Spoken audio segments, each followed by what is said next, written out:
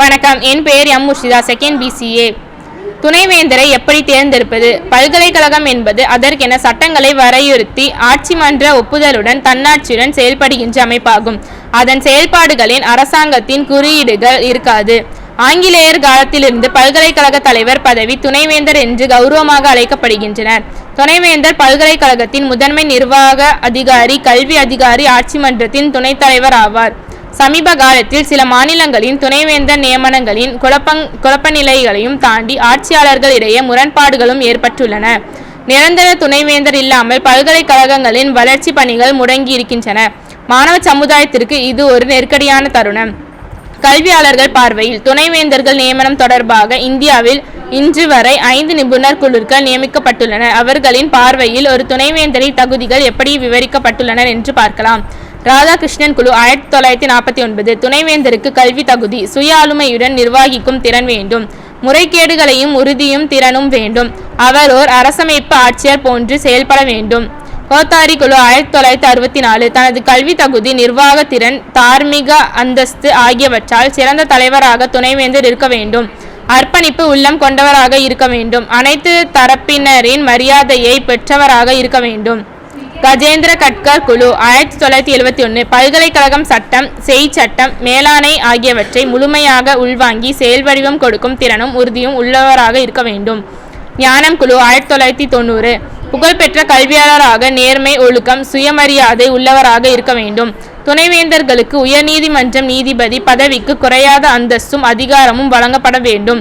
சுதந்திரமாக செயல்பட தேவையான சூழலை அரசு வழங்க வேண்டும். பாரி குழு 1993. நிர்வாக தரப்பில் மட்டுமல்லாமல் ஆசிரியர்களுக்கும் மாணவர்களுக்கும் இடையே உகந்த சூழலை உருவாக்கும் திறன் கொண்டவராக இருக்க வேண்டும். சிறந்த கல்வியாளராக மதிப்பும் கண்ணியமும் உடையவராக இருக்க வேண்டும். ஆட்சியாளர்கள் பார்வையில் தற்போது அரங்கேறி கொண்டிருக்கும் நிகழ்வுகளையும் பார்க்கும்போது அனைத்து ஆட்சியாளர்களுக்கும் ஒருமித்த பற்றி அவர்களுக்கு பெரிதாக எந்த அக்கறையும் இருப்பதாக தெரியவில்லை. UGC நிர்ணயித்த குறைந்தபட்ச தகுதிகளை ஏலத்தாழ்வ பூர்த்தி செய்தாலே போதுமானது. துணைவேந்தர் தேர்வு தங்களது ஆளுமைக்குள் இருக்க வேண்டும். கல்வியாளர்களின் தொலைநோக்கு பார்வை ஆட்சியாளர்களுக்கு இல்லை.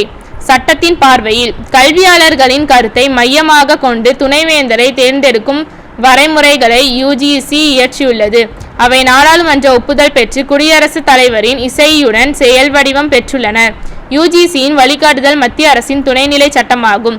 ஆகவே UGCயின் வழிகாட்டுதல்களையும் கட்டாயமாக்கின்றன. கல்வித்துறையை பொறுத்தளவில் மாநிலங்களின் இதற்கு முரணாக இயற்றும் சட்டம் இந்திய அரசமைப்பின் செல்லாது.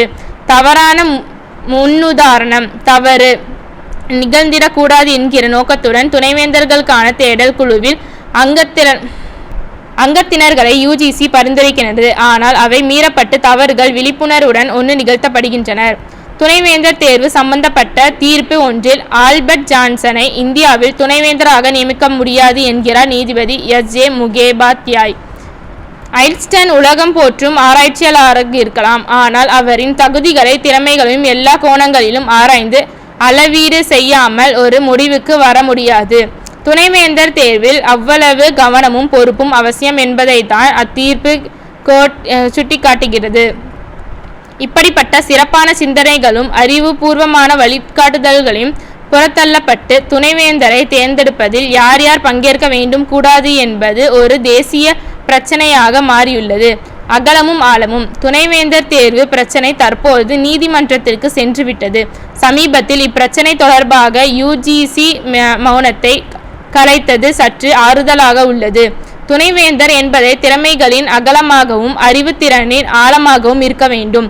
அந்த தகுதிகளை முறையாக அளவீடு செய்து அதிக மதிப்பெண் பெற்றவரை அமர்த்த வேண்டும் என்பதுதான் தேடல் குழுவின் நோக்கம் அனைவருக்கும் ஒன்றாக இருக்கும் பட்சத்தில் பிரச்சனை எப்படி உருவாகும்? தேசிய கல்விக் கொள்கை 2020 படி எதிர்வரும் காலத்தில் இணை கல்லூரிகளே இருக்கக்கூடாது, அனைத்தும் பல்கலைக்கழகமாக கருதப்பட வேண்டும். அப்படியென்றால் ஏராளமான துணைவேந்தர்கள் நமக்கு தேவை. தற்போது நிலைமாறுகின்ற இடைப்பட்ட காலத்தில் நாம் கடந்து கொண்டிருக்கிறோம். முக்கியமான தருணம். பிரச்சனைகளை சரியாக உணர்ந்து களைய வேண்டும். தவறினால் இளம் சந்ததியினர் தரமற்ற கல்வி கற்கும் அபாயம் உருவாகிவிடும். தென்னாப்பிரிக்கா பல்கலைக்கழகத்தின் நுழைவு வாயிலில் ஒரு தேசத்தை அழிக்க வேண்டுமென்றால் அணு ஆயுதங்களை தேவையில்லை, தரமற்ற கல்வி ஒன்றே போதும் என்கிற நெல்சன் மண்டேலாவின் வார்த்தைகள் வரவேற்கின்றன. நம் கல்வியாளர்கள் கூறுகின்ற அறிவுரைகளை உள்வாங்கி துணைவேந்தர்களை பொறுப்புடன் தேர்ந்தெடுத்து முழு சுதந்திரத்தையும் உறுதி செய்தால் நம் நாட்டில் உயர்கல்வியும் ஆராய்ச்சியும் ஓங்கி உயர்ந்து வளரும். நன்றி.